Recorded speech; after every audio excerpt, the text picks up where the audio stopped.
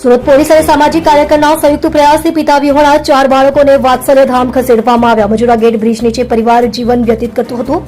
પિતા અવસાન પામતા માતા બાળકોનું ભરણ પોષણ કરી શકતી ન હતી. 5 બાળકોમાં એક બાળકની ઉંમર 2 વર્ષ, જ્યારે બાકીના 4 બાળકોની ઉંમર 5, 6, 7 અને 12 વર્ષની. બ્રિજ નીચે ભૂખ્યા તરસ્યા રહેતા બાળકોની વહારે સામાજિક કાર્યકર અને પોલીસ આવી. સામાજિક કાર્યકર્તા ધર્મેશ ગામીએ ઉમરા પોલીસને જાણ કરી હતી. પોલીસે બાળકોના ભવિષ્યની ચિંતા વ્યક્ત કરી, જે બાદ કામરેજ સ્થિત ખોલવડ ખાતે આવેલ વાત્સલ્યધામ સંસ્થાનો સંપર્ક કર્યો. સામાજિક કાર્યકર ધર્મેશ ગામી અને ઉમરા પોલીસના પ્રયાસથી 4 બાળકોને વાત્સલ્યધામ મોકલવામાં આવ્યા, જ્યાં 4 બાળકોની સાર સંભાળ, શિક્ષણ, રહેવા સહિત જમવાની વ્યવસ્થા સંસ્થા દ્વારા કરવામાં આવી.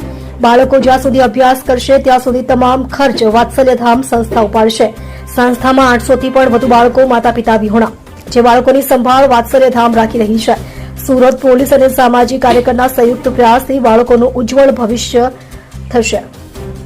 સામાજિક કાર્યકર અને પોલીસની સરાહનીય કામગીરી.